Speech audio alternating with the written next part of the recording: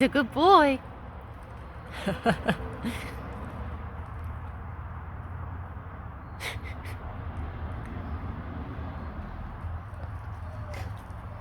Good girl, Bailey.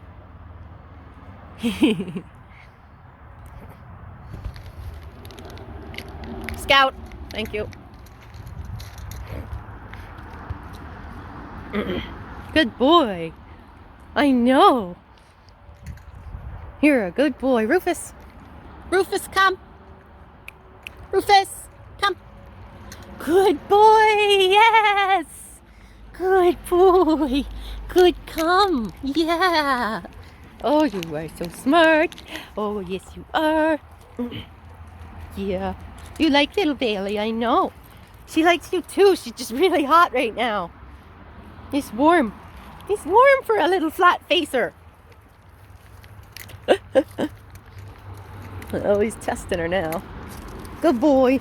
Good girl, Bailey. Tessa, you always have to walk in the long line. Is that just your job? Must be. Good girl, Bales. Sydney just wants to sunbathe. He tried to get the party started with her, but she just wants to sunbathe. Good girl. Good boy.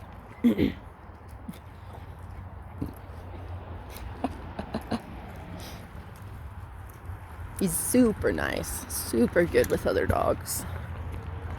Super appropriate. Good boy.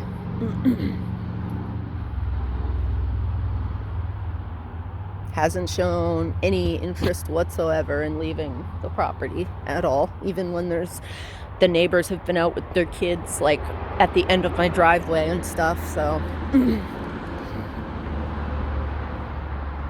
he likes Sydney. You like her? Yeah. But he's very good. Like, he'd be great off leash. He just follows you around. But, you know, a dog like this, I would train for the e-collar because they have a high genetic breed potential to want to run. So that's what I would do for that. And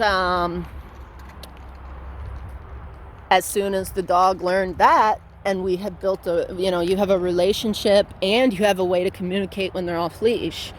I mean, this is a wonderful dog. There's no reason why he needs a fenced yard or, can't be off leash. Like, it depends on the relationship that the family builds with him. That's going to be the primary determinant of whether he wants to stick around and realizes that, sticking around is the best thing for him, or if he wants to, it's good boys. Yeah. Good boys. Oh, good boy, Lincoln. See, he gives him his butt. Like, he's very, they're very nice with each other. It's just that Lincoln can be a little bit selective with dogs that are about the same size or bigger and that are around the same age as he is. And so, he tried to kind of mount, like, was posturing like he was going to mount him playfully. And Lincoln was like, hell no, and backed him off. And he was good after. He wasn't fearful. He wasn't afraid. He wasn't nervous. He gave Lincoln a little bit of a wide berth for a few minutes. And then all was well again. And I worked with them for a little bit together, just on stationing, which is like, both of them are sitting kind of just in front of me. One gets the food, the other gets a piece of food, and they both have to stay. They can't reach over to get the other dog's food or anything like that. Good boy. Lincoln's little nubbin's going. Good boy. Yes. Good job, boys. And now that, I've had them not separated, but, yeah. Get it, buddy. Oh, all right. Spit that one out. You didn't like that one? Bailey? Yeah, it's what'll happen. Bailey will steal it from you. So, Lincoln does really like him, and he really likes him, but they just need a little more getting to know you time, I think. So stationing is basically like if this wasn't here, I was doing the same thing when he was out. So I would give one for him, and then I would give one for him. Oops, he dropped it. And they can't push into each other's space. They can't try and take each other's piece. I say the name before each one. And whichever dog, see that, exactly just there, like he went into her at a T and then came around behind her. That's what he did with Lincoln and Lincoln was like, no, we are not that close. So,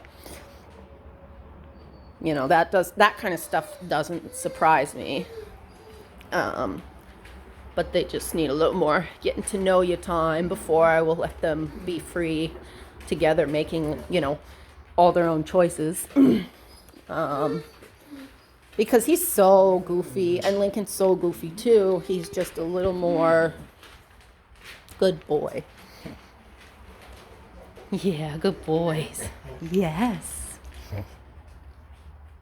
This way, this way they can still have that interaction, but without any pressure to make tough choices for either of them, because we have a barrier, and neither of them have, you know, barrier frustration or aggression. So this is nice. We can have that nice, like they can sniff each other through there. Good boys, yes. And especially like when they go nose to nose like that, I want to reinforce that, because, you know, that's the most kind of tense positions that a dog can meet in, is nose to nose. So anytime that happens, I'm going to reinforce both of them for it, especially Lincoln, because he's the one that's a little more iffy for me. Or he's the one that, not even iffy, it's just like I said, he's more selective with dogs that are around his age and size or larger. And that's a breed trait, typically. And in general, same-sex dogs are never going to get along like opposite-sex dogs will. Like I always recommend to people, if you're going to get a dog, good boys. Yes. Good. Oh, that's so nice. He's doing play bow.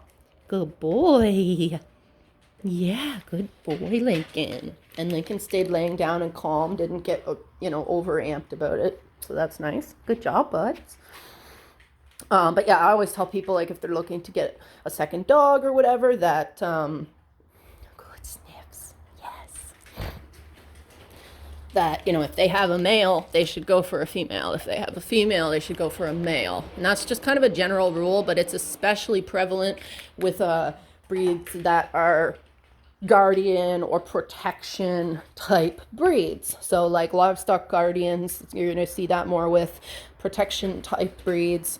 Like Dobermans, Rottweilers, you're going to see that more with, you know, Malinois, German Shepherds.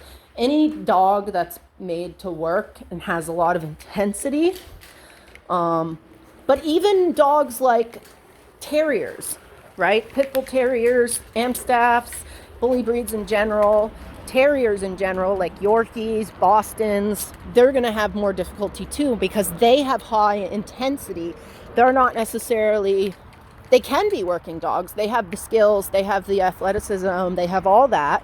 And some pit bulls and bully breeds are working dogs. I don't know so much about Boston Terriers, but the thing about a Boston is that it is a terrier still, just in a smaller package. So, you know, they can be a lot.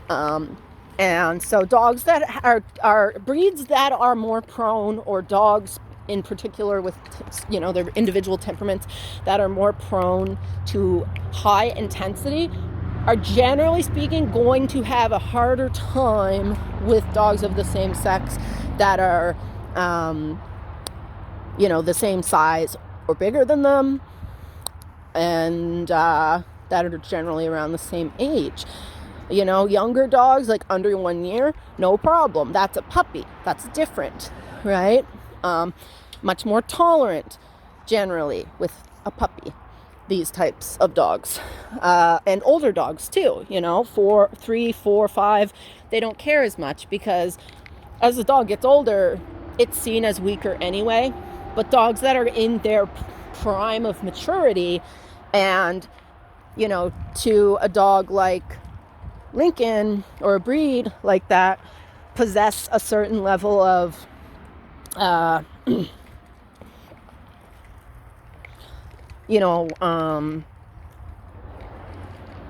just they need to have a certain level of comfort before you can really be like, okay, I trust you with this dog that is the same sex, same age, whatever, right?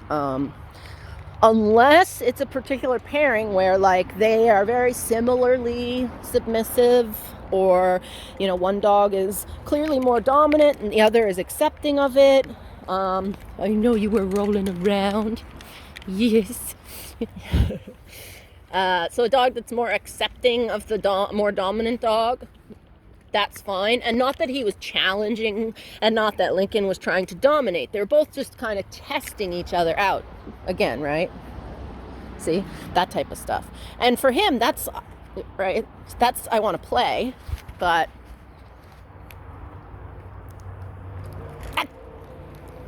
good.